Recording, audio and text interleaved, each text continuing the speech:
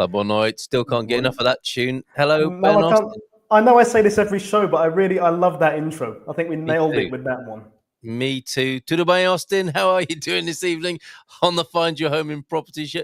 Find Your Home in Portugal property show. Forgive me, I've had a really tough day today for reasons we probably don't need to go into. But suffice to say, how are you, Ben?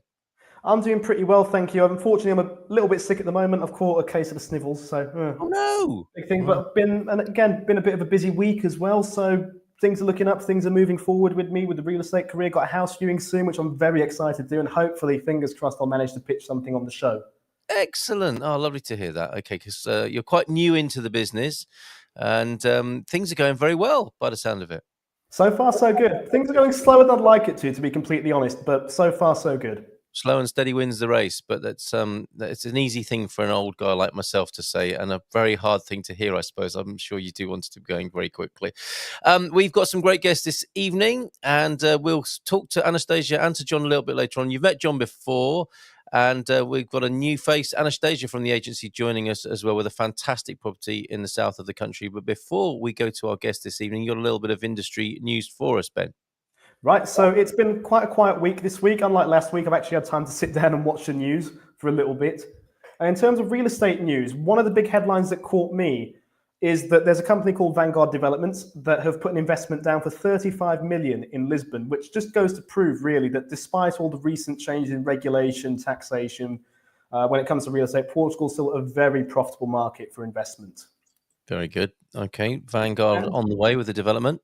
Yeah, in another bit of news as well, something that I'd quite like to attend personally if I could, but the tickets are like 200 quid a head, and God, I'm not, I'm not paying that just to go to see a CNN summit, which is happening on the 3rd of December as well. And the theme around the CNN summit is about mainly about rentals here in Portugal and what legislation can be changed according to rentals.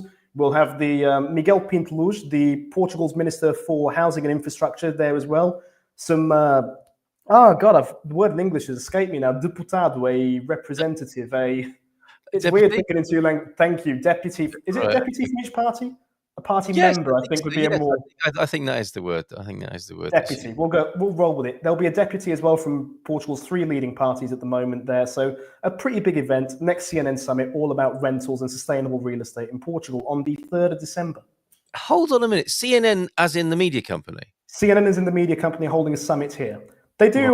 CNN have their own Portuguese branch, CNN Portugal. All right. Well, I'm hoping Ben Austin of the Find Your Home in Portugal show will be there representing the press. That might be a way of approaching the big ticket price there, Ben, between you and me. Okay. Anything else, or should we get to our guest now? I think we should crack on. There's a lot of ground to cover tonight, so let's get on with it. Okay, brilliant. All right. Just quickly to say hi to Jackie. Evening, guys. Hi there, Ben. Good luck with the viewing. Sure you will smash it just like Carl did with the parcel chef. Yes, very funny, Peter. Good evening, all. That is what happened. I headbutted a parcel shelf. Nothing more glamorous than that last evening. Can I get advice about planning permission this evening? Yes. I think John Wood from Valwood will be able to help you with that. He'll certainly be able to point you in the right direction. And we are indeed, Jackie, beautiful sunny day here in Portugal. Yes, we finally got our Verão de São Martinho de Porto here, haven't we? Our second summer, I like our Indian summer. Got the track as smooth as a baby's bum this morning and finished work for the week. Hope you aren't too chilly. There we go. Some of our regulars chatting with each other. If you've got any questions for our guests, that's where we'd like to see them as well. Pete, Jackie, and the Squire of the Shire is also here. Pop your questions in the chat. Let's give her a nice big round of applause and bring her onto the screen. Anastasia, good evening to you. Hi, everyone. Thank you for having me here. I'm actually kind of feeling a little bit nervous. You're like so professional broadcasting, and this is my first live. Wow, it's our first as well. We're going quite well, isn't it, Ben? Us professionals. Just trying to make you feel comfortable there. We've done this once or twice before, Anastasia, but don't worry. You're with friends here, and I hope you'll have a great time with us this evening. And you've got some beautiful properties to share with us. We'll get through as many of those as we can. But as is usual with our featured agents, we'd like to know more about you first and how you got into the business and actually how you got to be here in Portugal. So thank you so much for joining us. It's lovely to have you here. Thank you so much. So I'm Anastasia with the agency Portugal and the agency Miami at the same time. yeah, it's like basically both markets never end in working day, but this is fun. I love the challenge as well. Yes, I'm thinking, oh, that's so glamorous, but it means you never stop working. Yeah, exactly. I think I'm like up around midnight and start around. Wow, incredible. Incredible. Like basically, I'm still on the clock with Miami, so Wow, so um, you might get a call. You might get a call coming in from Miami, and we'll understand if you need to take that call. We'll talk among ourselves while you do a big deal, transatlantic style. I understand you've got an interesting story about how you got to be here in Portugal. yeah, it's like I'm originally from Ukraine. So I came to Europe basically due to the obvious reasons, due to the Mhm. war. But I was lucky enough to leave Ukraine 5 hours before everything started. Wow. I was heading for vacation to Brazil. Never went to Brazil, obviously. But yeah, while I was stuck in transit in Italy when I got news, we were thinking with my best friend, like, where to go next. And we heard, like, at that point, I never thought about Portugal at all. But other Ukrainians passed by and we asked them, like, where are you going? And they like, we are going to Portugal. Like, it's easier to get documents. Like, it's not so easy as you think. As an expat, I can tell, but in the end, we just remembered that we visited Portugal like some time ago as a tourist. We liked Porto, and it was just like, one-way ticket, Milan, Porto, and here I am. Still That's already. amazing. So Ukrainians were scattered around the world basically when war broke out, and comparing notes, ringing home, ringing friends, finding out where to go in the world to take refuge. Yeah, so basically we chose Portugal, and here I am like 3.5 years already and never regretted it. Portugal is an amazing country and they welcomed us really good in a very friendly way. So I love it How here. wonderful! How amazing! Well, I'm so sorry, in a way, of course, that those are the circumstances you get to be here. But lovely to hear that you're finding yourself in a favourable position, making a new life here, and a new career as well. Or were you in real estate before? I was working already for the agency in Miami remotely, let's say. Right, I am an operational director of the team over there. And right, in Ukraine, I was a lawyer in development company. Basically, I was the other side of transactions. And right. so when I appeared in Portugal, I was still working for Miami, and the agency Portugal like opened the franchise here a year after, and I was like, okay, it's a sign I need to join like ACF. And yeah, this is basically how starts my career in as an agent in the agency Portugal. Amazing, eh, Ben? Like Incredible. it's yeah, my dad loves to say that like angels guided me, I guess. Yeah, I mean, yes. I mean, it certainly sounds like it. And yeah, shout out to Dad as well this evening. And do you get to go to Miami much now?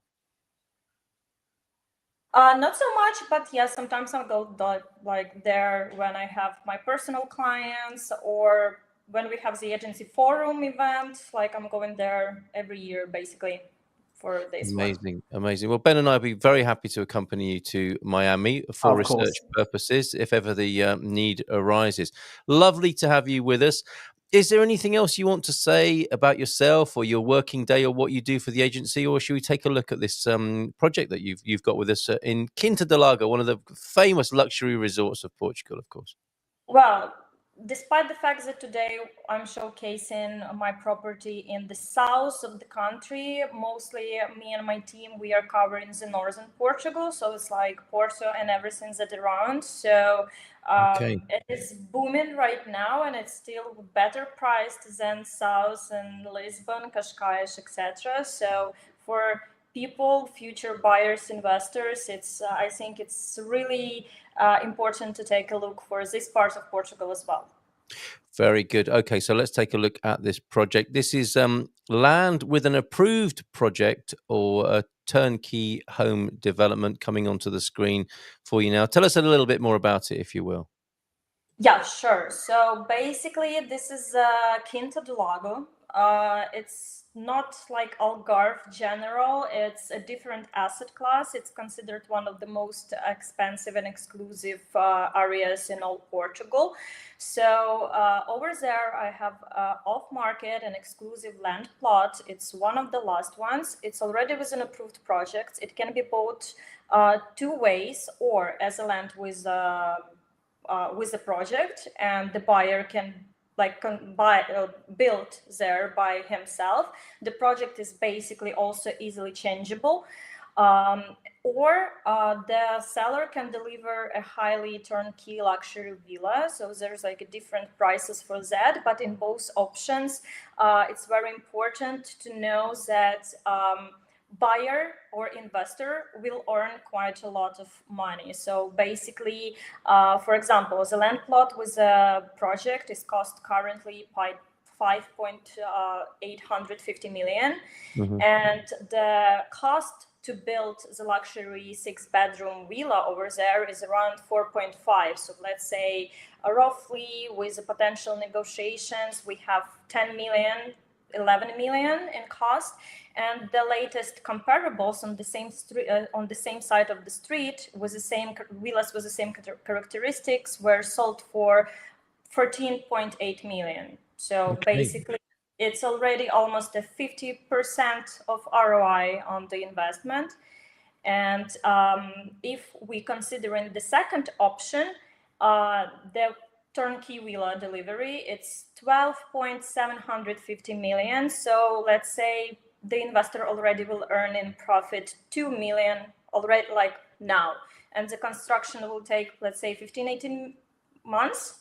And during this time, we still have the appreciation, yearly appreciation on the property. So in both cases, this is a really great investment. And Quinta do Lago is, of course, I think like you heard about that. Everyone heard about Quinta do Another Lago. world. Yes, absolutely.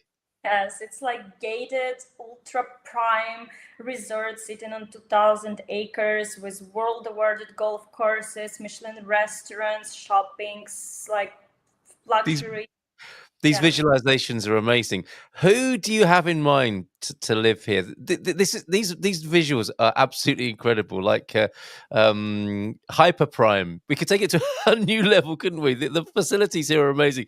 Who would buy this house? Do you think? Who do you have in mind, Anastasia? Well, I think Quinta do Lago is basically designed for high net worth owners who want Yes. privacy, exclusivity, luxury, and year-round worth and use. So basically, the majority over there who buy actually Eastern Europeans, Is that including right? Ukrainians, Irish people, UK, and of course Americans. And as I know, there are a few Hollywood stars that also bought the houses over there Well, already. I never. Okay.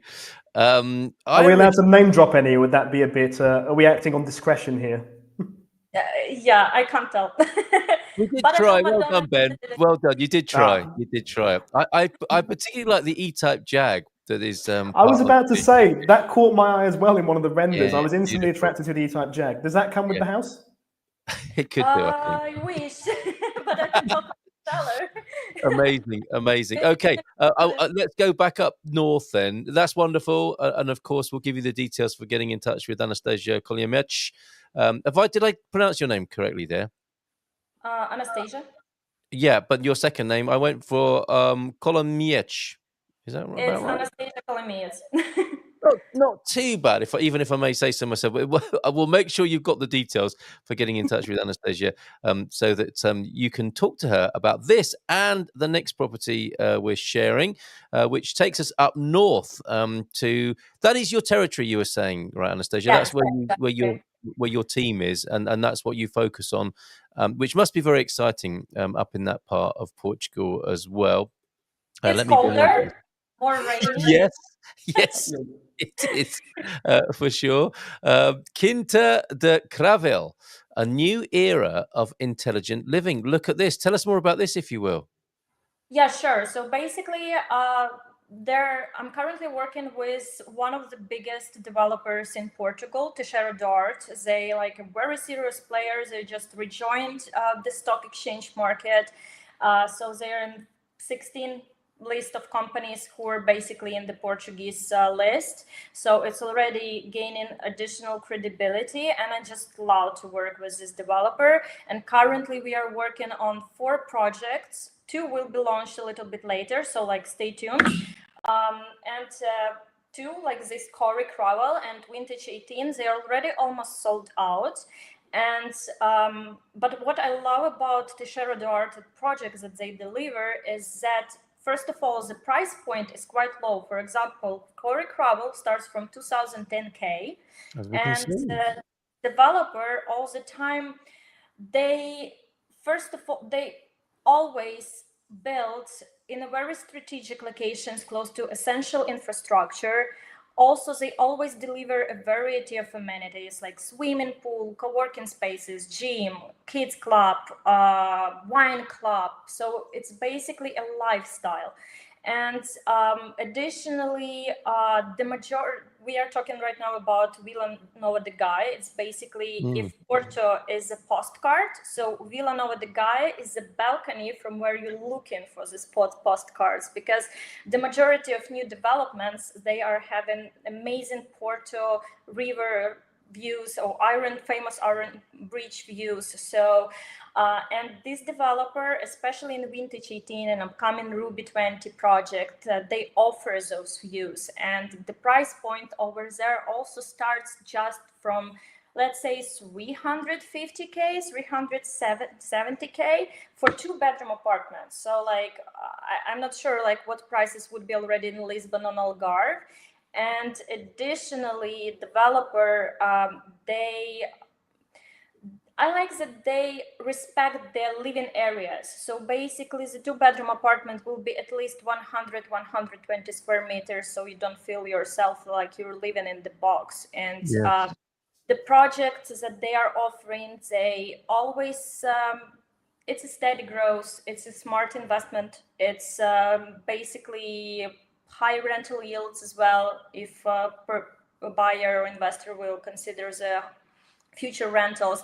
On resale, it will be at least already 30% on top after the completion. So those are really smart investment opportunities. And currently we already have, for Vintage 18, for example, it's sold for 95%.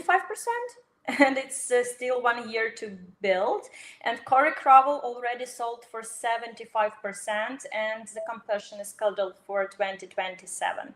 Right. So, good business case. Great place to live. Sorry, I'm dominating again here, Ben, aren't I? With the questions, but this approach, loving this as well. The communal areas. This is community based living as well, which presumably these developers specialize in, as I think you may have mentioned there. A green bar, beautiful shared areas, and this is a speciality of this particular developer, is it, Anastasia?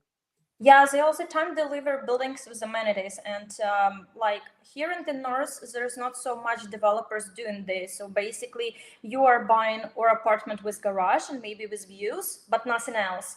Yeah. But here we have everything. It's like basically a Miami style, you know, amenities. You have everything, like the whole lifestyle in the building, infrastructures, this huge floor-to-ceiling windows with a lot of lights, and it's just amazing. Very, very interesting. Very interesting.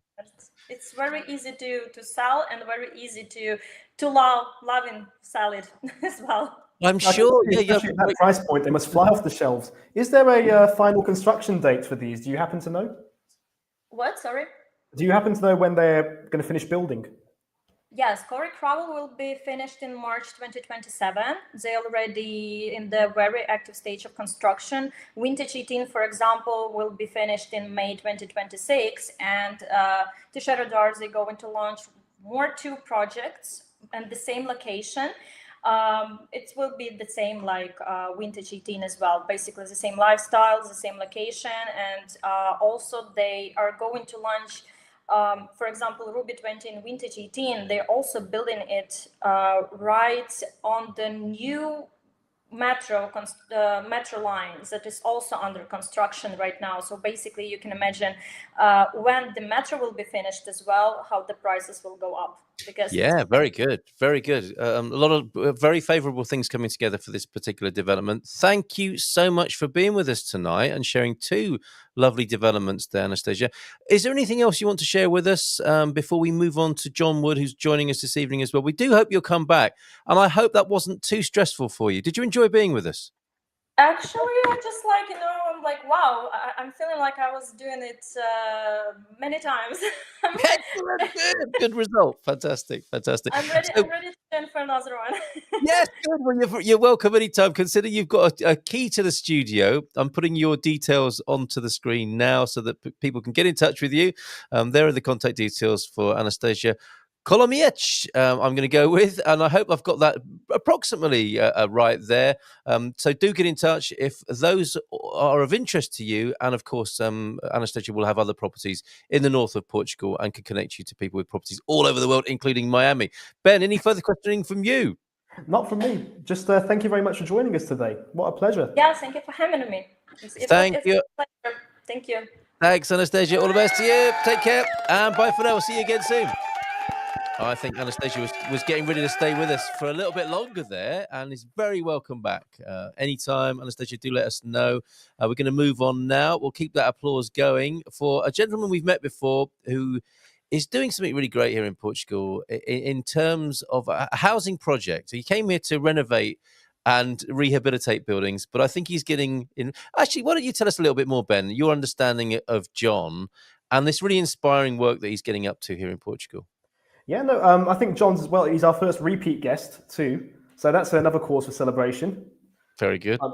I say as I grab my wine glass for another excuse to drink. Yes, I haven't got anything with the strange day I've had. I came with a cup of British tea, which I absolutely needed. So sorry to have let the side down there. I'll do better next time. No Yeah, problem. I'll make up for it. yes, thank you. I thought you might. So John Wood of Valwood, then, what can you tell us about him before we bring him on? John's working on this amazing sustainable housing project, which we wanted to bring onto the show to give you a brief introduction about what it is today. He's working with modular housing here, but honestly, can we just bring him on? I don't know where to begin with this. It's such an incredible project. He's a Renaissance man, part of the Renaissance. Modular man. First of all, Modular John, man. thank you so much for coming back on the show today. How are you doing? Hey, thanks for having me back. Good evening, Carl. Good evening, Ben. Oh, yeah, good to see you, John. Are you happy Good to to be see called you. a Renaissance man and a modular man? It works for me. It works for me. I now feel like the exact opposite of Anastasia. The project I'm developing is differently aligned. And this is the rich picture of Portugal, isn't it? Incredible hyper prime at one end, the likes of which we saw with Anastasia there, with the Quinta do Lago, and some really, really nice swanky stuff as well in the north there with that new development and a different angle and some, beautiful architecture and visuals. And of course, it's really important. We're facing a housing crisis here in Portugal. It's really important that somebody's addressing sustainable housing in all that means, because it's not just about environmental sustainability. We're talking about economic sustainability here as well, aren't we? Absolutely. We've been developing a modular housing framework to help Portugal build faster, cleaner, and more affordable communities. Communities that can support every range of person. Yeah. And sorry, Carl. Yeah, you carry on, because I've got a visualization that was your inspiration here, John. But go ahead, Ben. If we could pull that up, we could talk a bit about that as well. But I was just going to say, for a bit of context, after our last show, me and John, we met up for a coffee, and he was telling me about this. He was telling me about this amazing project he's developing now, and I was bamboozled by it, to be completely honest. I can't put this in words, John. You've thought of every conceivable angle when it comes to this project, economically, energy-wise as well. It's truly something magnificent. It started out as a thought experiment. The inspiration photo that I sent you, my business partner sent it to me one day. It's actually a housing development in Scandinavia. Obviously, this is a much larger development than we're talking about at 7 or 8 hectares, 160 units. But it shows how modular housing can create more of a community feel, more of a green space feel, and not so much just a track home or a giant patio, determining determining what affordable housing can be. Hold on a minute. What's a track home? In America, we call them modular homes also, but it's more of a manufactured home. It's not built to the same standards as a real house. And they just put them along a road. They build a road. They put them on either side of the road, one after the other, and they're just copies of the same thing. There's no flow to the neighborhood. There's no green space. It's literally just a row of houses. Okay, gotcha. And so you might struggle to create a sense of community with that. And on the contrary, with what you're developing, you want to build affordable housing for people, environmentally sensitive housing for people, and a place where people can experience a pretty much, in many places, a missing quality of a community connection as well with their neighbors. Absolutely. A neighborhood is more than just houses. It's groups of people living together with shared interests. And what we're trying to develop is a mixed income housing development. It can be used for, it will support lower income housing as well as mixing in middle income buyers. Yeah. Our plan heavily relies currently on public-private partnerships and to mix the income brackets so that way it becomes a community. Yes, yeah, and we were inspired by your earlier presentation with us and discussion around this, and something seems to be happening for you, John. It would appear you came here, you saw the need to start a remodeling renovation business, and that was going to be your daily work. It looks like this is taking over a bit. Your plan to have this happen in Portugal. It has, and it was, like I said, it wasn't expected. Obviously, everybody knows about the bureaucracy. It took a while for the business to get created. And during that time, I had plenty of time to do this thought experiment. And having lived here, having seen the news, having experienced the housing crisis, obviously, when we moved here, trying to find a place for our visa application, trying to find, the next place after that lease ended. It's always a struggle for people to find places. And unfortunately, in today's economy, lower affordable housing is not readily available. So that's why this started. And what amazed you about it, Ben? There's a series of things as well. If we go back to we were speaking about mixed income as well. Not only does that help build a sense of community, but from a kind of real estate perspective, looking at, we spend our days looking at graphs of what neighborhood's going up, what neighborhood's going down. Having a mixed income neighborhood also sort of fixes the price rate for sustainability in the future, economic sustainability, I mean. Absolutely. The key to this is, especially with our initial plans, is to be able to provide rental housing for the municipalities so that they can use that for whatever housing needs they have, as well as mixing in private sale units that are available to regular people. Unfortunately, a lot of people who relocate here aren't all high net worth individuals. They have jobs, they're remote workers, they're teachers, they're doctors, they're nurses, working in the public sector. They don't have the means to buy a lot of the properties that are available.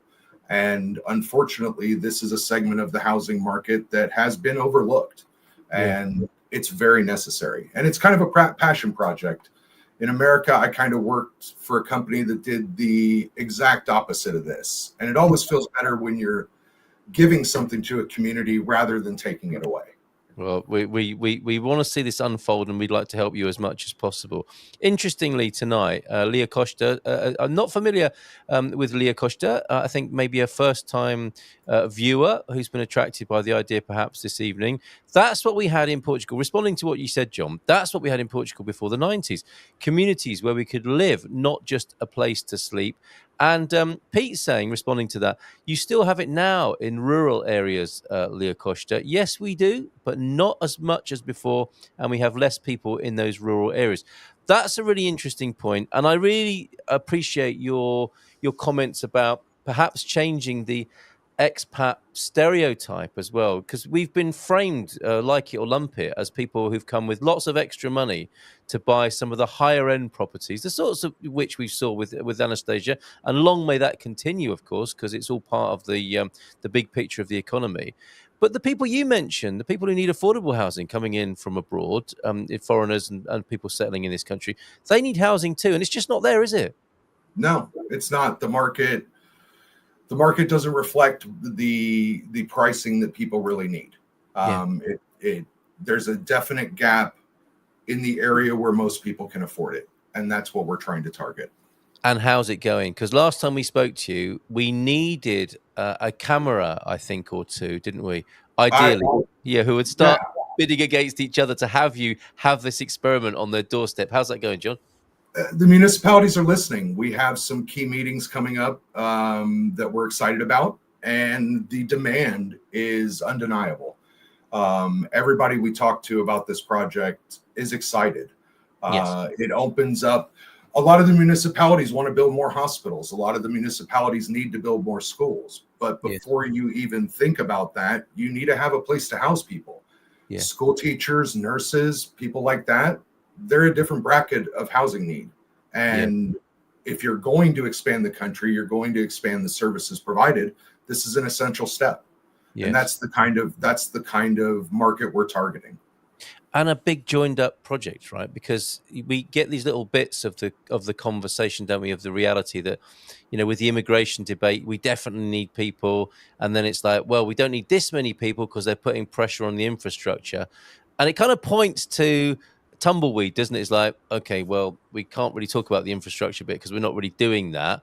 We'll just push it back towards a big row about immigration. I think what you're proposing, and I really want to see this happen. Ben and I think are very excited about what you're doing. It's got to be on this sort of scale, isn't it? It's got to be a big idea, not just a few houses, but a big development that is connected to the hospital, the schools, a local town, and something that's going to be a real contribution to, regeneration, I suppose you might call it. Absolutely. Absolutely. Right now, the framework that we're pitching is more of a pilot program to show the municipalities an example of how it works on a much smaller scale. Once we get traction with that, this is an infinitely scalable model. It can go from 16 houses to 160 houses. It's whatever the municipality needs, whatever we can help them provide through public-private partnership, we're willing to do it. Yes. So how can we help? What do we need to do, Ben, do you think? Well, we talked about maybe having John on again for a bit of a monthly segment. Perhaps we could have an update on how the project's going every month. Absolutely. I'd love that. Right now, our focus is getting one or multiple municipalities interested, getting the pilot program off the ground. Once that's off the ground and we can show what we're willing to do, then obviously comes the private part of the partnership. We'll be looking for investors. We'll be looking for, people that are interested.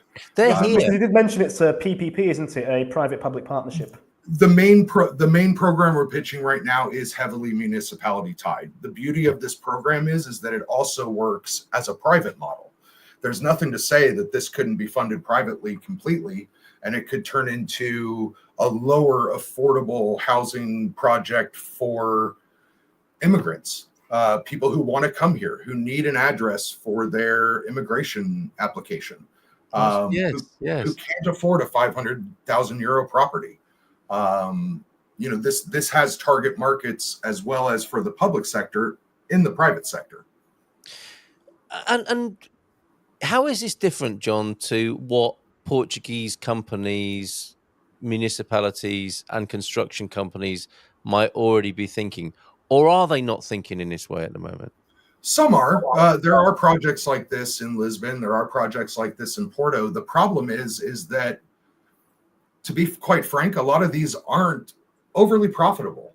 This is not charity work, but it's also not a giant luxury development. Yes. We have the luxury of being a startup. We are partnering with a modular builder who is not exactly a startup, but very close to a startup. Yes. And this allows us to price things a little different. We can scale our businesses to meet the need, not already be established with a huge workforce needing to meet the payroll.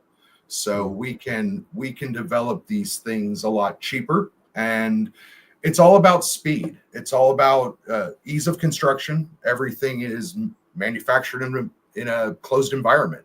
So timelines shrink. It's all about the energy efficiency of the buildings. They are out the box A+ rated. It's about providing that niche of housing that just doesn't exist. Right, Peter, he's on a local council. Maybe over your way, Hey. Peter, you can help. And I think this is what could happen. There are a lot of foreigners, expats, immigrants connected to our community who do want to give back, who do want to help, and who can bring expertise to this. And maybe you have that fit in a way that it might work, John. And presumably what you're bringing to this is a different perspective because you've got a foreigner's eyes and view on this, and a different set of experiences from where you've come from in the construction industry. You can look at the problem from a slightly different angle and come up with a new solution. Absolutely. I've been in the industry more than 25 years. In America, I've seen all fashion of construction developments that failed. I've seen all fashion of construction developments that succeeded. Yeah. And what I think ties everything together is going back to the mixed income developments. Yes. It brings a sense of community. It brings a sense of everyone is your neighbor, like you were saying, the small towns, the little villages. Unfortunately, a lot of those have suffered from people moving away, moving to the bigger city, and this could work in those as well. Yeah, perhaps that we can celebrate, harness, and enjoy some of the progress that's happened in Portugal since the 80s. However, rebirth that sense of community that Leah's talking about here as well. It's not beyond us to do that, really, is it? With some careful planning and investment.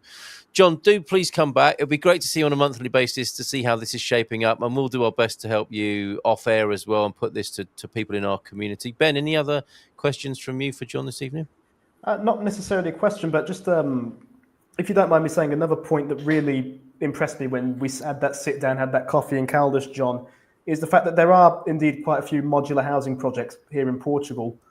But when we speak about modular housing, there's often this connotation of kind of like shipping containers with a kettle plugged into them, and that's that. We'll call it a house, all stacked on top of each other, straight rows, side by side. What you're doing, John, is really impressive with all the green spaces, the community areas. It's modular housing, but it's modular housing with dignity. Absolutely. That's an excellent way to put it.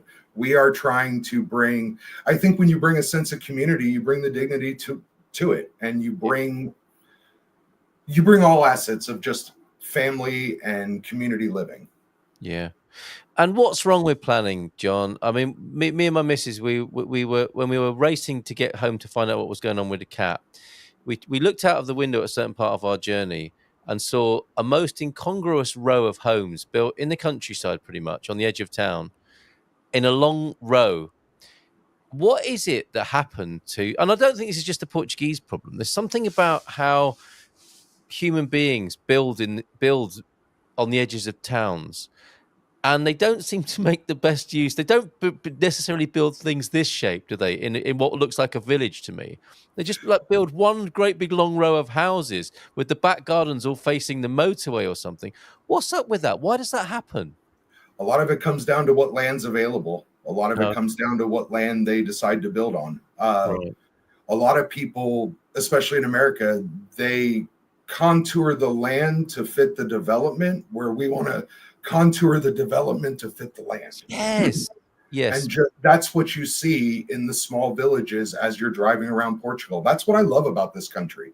Yes. I love the small villages. I love that feel, that sense of community. And I think that while we're not going to be trying to build in the city center of Loria or Caldas or anything like that, it can create that sense of community outside of the city. Yeah. Well, I'm well up for it. Really like the sound of this, and Ben, I know, is excited as well.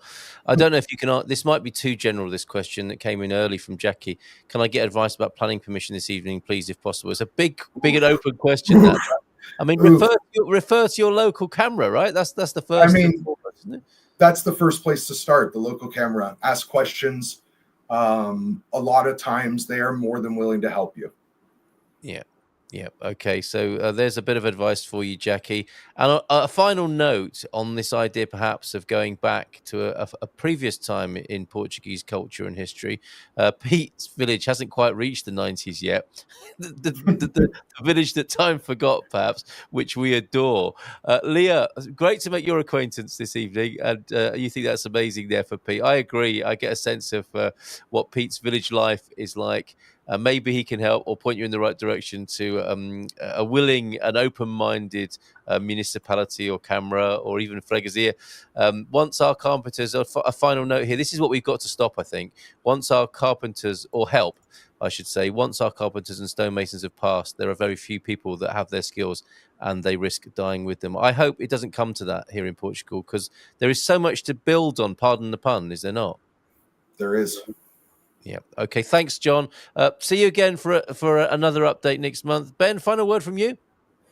I'm a bit stuck for words, to be completely honest with you, Carl. Have you drunk all that bottle? Is that what it is? Possibly. No, I haven't really. I've still got a fair bit left in here. It's been a bit of a day on my end, you know. You did say you had a head full of cold. Let's see if our rave tune outro can help with that. Thanks, John.